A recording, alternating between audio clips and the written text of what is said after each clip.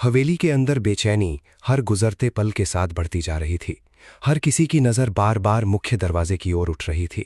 घर का माहौल ऐसा था जैसे किसी बड़े तूफान के आने से पहले चारों ओर अजीब सी खामोशी फैल जाती है। तभी परिवार का मुखिया गुस्से और चिंता से भरी आवाज में बोला, अभी तक कोई आया कैसे नहीं? ना कोई फोन, ना कोई मैसेज। आखिर इतनी देर क्यों हो रही है?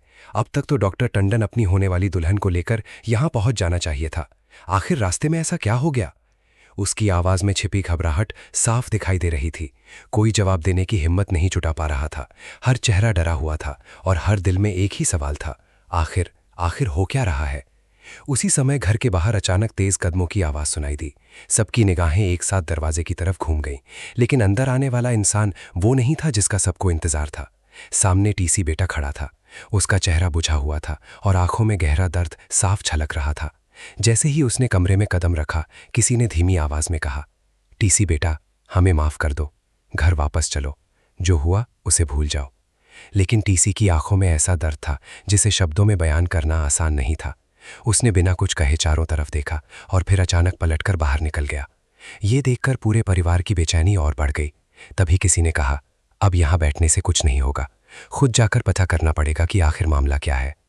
इसी बीच हवेली के दूसरे हिस्से में एक और तूफान उठ चुका था। आरंभी कांपती हुई आवाज में अपनी सफाई देने की कोशिश कर रही थी। उसकी आंखों से लगातार आंसू बह रहे थे। वो बार बार हाथ जोड़कर कह रही थी, अम्मी जी, मैं सच कह रही हूँ, मैंने पुलिस को कोई वीडियो नहीं दिया, मुझ पर भरोसा कीजिए, मैंने ऐसा कुछ नहीं किया। लेकिन उसकी बात सुनने वाला वहां कोई नहीं था। परिवार के लोगों की आंखों में सिर्फ गुस्सा था। उन्हें पूरा यकीन था कि पुलिस तक पहुंचा वीडियो उसी की वजह से बाहर आया है।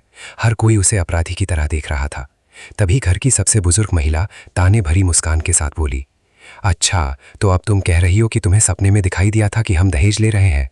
याद है, तुम ही तो आई थी हमें ज्ञान देने, कह रही थी कि दहेज मत लीजिए, लेकिन हमने दहेज लिया ही कब था? उनकी आवाज में इतना तिरस्कार था कि वहां मौजूद हर व्यक्ति चुप हो गया। आरंभी ने गहरी